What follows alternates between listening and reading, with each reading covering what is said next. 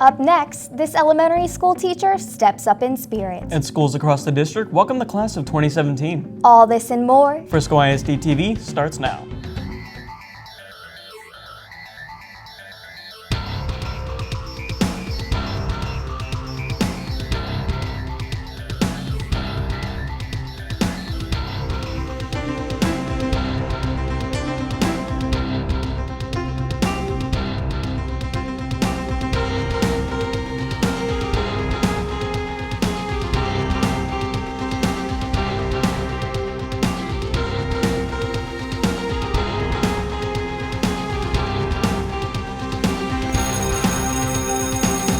Welcome to this edition of Frisco ISD-TV. I'm Newman. And I'm Ashlynn Rodriguez. Thanks for joining us. In It's Elementary, My Dear, a Carroll Elementary School teacher has people prancing with pride. Ashley Broom has more.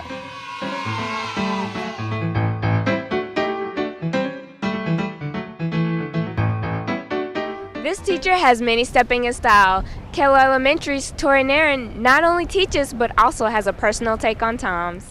Just one day I decided I wanted to make a pair for myself, so I went and bought some paint and brushes and found a design I liked and started from there.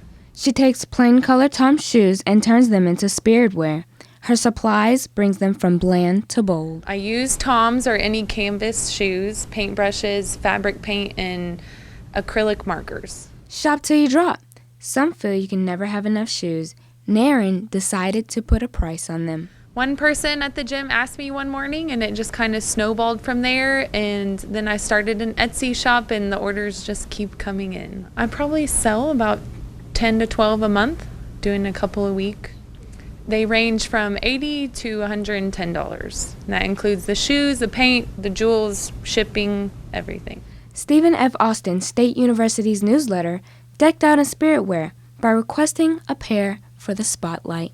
A lady contacted me that does the SFA newsletter and asked me if I'd be willing to donate a pair for a photo shoot. I said yes, and I painted them for her and sent them there. Technology stepped it up for Nairn.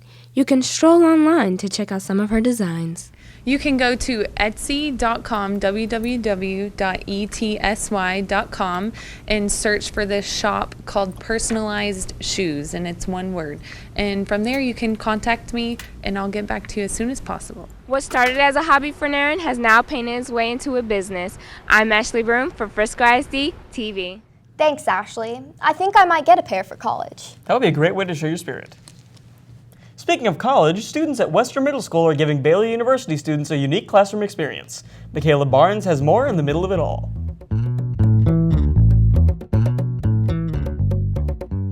Technology has created a middle school and college exchange of thought, helping students gain knowledge in their area of need. Wester was designated as a Texas school to watch in 2011 by the Texas Middle School Association and the National Middle School Association. And as part of that, we had a group of college professors and other administrators and teachers from throughout Texas that came and spent a whole day at Wester as part of the interviewing process and application process. And one of those individuals was Dr. Sheila Glauer, who is a professor at Baylor. Wester's doing a lot of great things that go along with the middle school philosophy, and so I wanted my students, who are going to be future middle school teachers, to be able to see what's going on at Wester, which has been designated as a Texas middle school to watch. These Baylor Bears and Wester Wildcats have found a way to coexist and seem to enjoy this habitat of learning. I love it. I think it's so fun. It's really different than being face-to-face, working with a student, but it's just a really good experience, sort of being able to learn how to work with technology and seeing how your relationship with your student is very different. It's like your own teacher, and you're not talking to the whole class. He knows everything that you know, and you can ask him personal questions because it's not in front of the whole class. I can learn stuff even though they're not there with me. While some parts of this process may be in their nature, there are other areas they are still trying to tame. It challenges you to use technology, which can really engage the students. So I think that's a big pro, and I'm learning like new ways to use the computer and to use it for math. But cons is obviously like technology. A lot of things we're still learning and it's unpredictable, so we don't always get to work with our students for the full time because we're trying to find little bugs. And it's also harder to be personal with them. I can't sit down and watch them and get to know them personally, so it's like harder to break down that barrier. It's pretty hard because like it's hard to communicate with him, but then like there's good things about it because it's good too. It was new at first, and it took a little bit of adjusting, but all in all, they look forward to Thursdays. They like coming in. They like logging on and working with the college students. Sometimes I'll catch them, asking personal questions or "What'd you do yesterday?" and I have to remind them, "Okay, we've got to stay focused." But they really do enjoy it. Romney feels students realize how the partnership benefits their learning.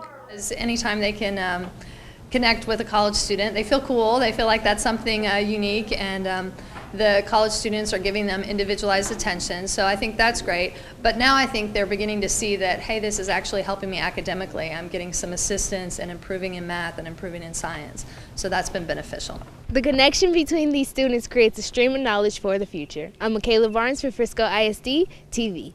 Thank you, Michaela. I wish I had that opportunity in middle school. It's true, times have changed. Campuses across the district opened their doors to the class of 2017, giving them a sneak peek into their future. Morgan Yarnick brings this view of the opportunities they'll have.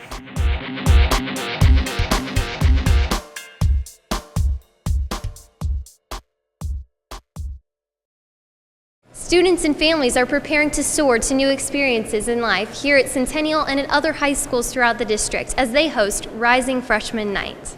Rising Freshman Night is an opportunity for our incoming freshman students and their parents, grandparents, whoever wants to come and get an introduction to Centennial High School, the courses that are available to them, the athletic organizations, clubs, activities that they can get involved in here, elective courses. These future freshmen and their families made their way into the auditorium to learn about what to expect in high school. And I would like to be the first to give a Centennial welcome to the members of the class of 2017. Principals and counselors led the way to a better understanding of what classes and electives to take. After the session, it was on to the gym for a hint of high school life. We're here for the 8th graders coming into school next year, kind of give them an idea of what type of classes they're going to be exposed to, some of the kind of work ethic that they're going to have to put into it. We are here to talk to the freshmen about clubs and different activities they can join while at Centennial. We're doing biology tonight, freshman biology and all the fun life stuff that goes with it. It is about the cheerleading squads here at Centennial. We've got the freshmen, the JV, and the varsity teams. I teach broadcast journalism, and I have various levels of broadcast journalism. They start out learning how to use the equipment, how to write for journalism. Well, I've taken that there's a lot of options that are here at Centennial High School. Depending upon who you are and where your interests are, there's just a whole plethora of things that you could take. By attending this event, parents and students seem to feel the reality of high school in the fall. I'm glad my son's going to high school, so maybe he can become a little bit more independent. I'm excited and I'm also scared. It's a time in life for students to learn in a new, larger environment. So what comes to mind when they think of high school? All the athletics that you do and just the sports you participate in. Freedom. And what have they learned from Rising Freshman Night? It's a good but rough transition. There's a lot more classes than I thought there would be, and I'm really excited to get to pick. I'm going to have to work a lot harder next year and be more responsible. Current high school students and teachers have some helpful tips for the class of 2017. Be who you are. Don't let anything change you or influence you for the negative. I would say always do your homework. Jump in and just get your feet wet. You got to realize that it's time to grow up and start taking things serious. I think students should balance academics and coursework with fun and being a teenager. I worry about some of the kids that take 6 pre-AP classes and want to be number one. This is your time in life to explore the different interests that you have. Try a club, try an organization, try things so that you know when you're an adult what really interests you. I'm Morgan Yarnick for Frisco ISD-TV. Thanks, Morgan. It's true that high schools offer great chances for success, and the district's Career and Technical Education Center expands on these opportunities. Cameron Sines argues this case in High Tech Happenings.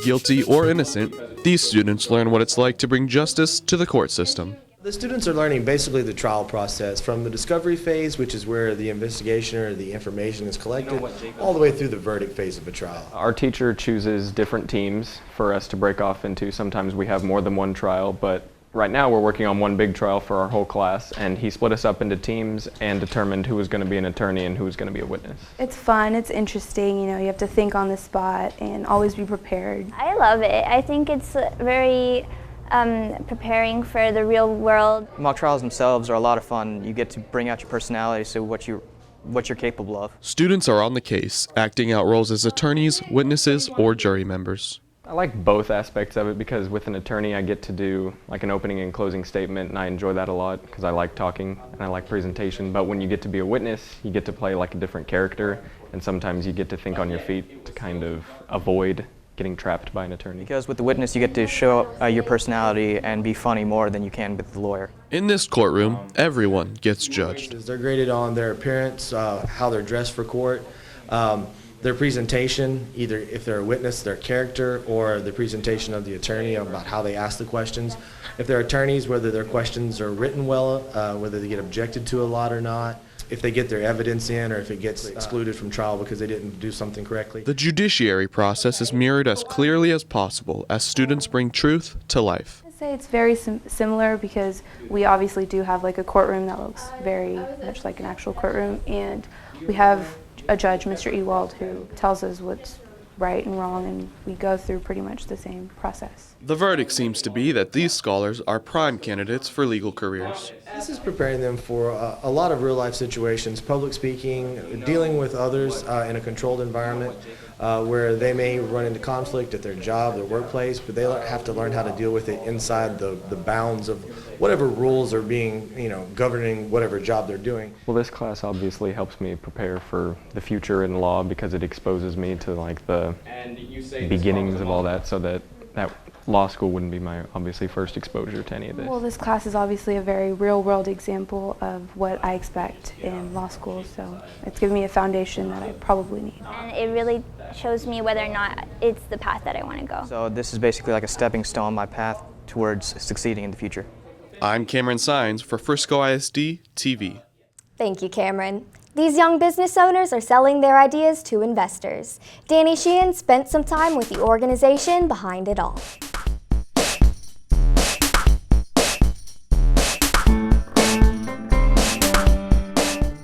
Many executives in the area invested their time to hear students pitch about what could be the next big thing. Young Entrepreneurship Academy students shared their businesses with an investment panel in hopes of earning funds to get their enterprise rolling.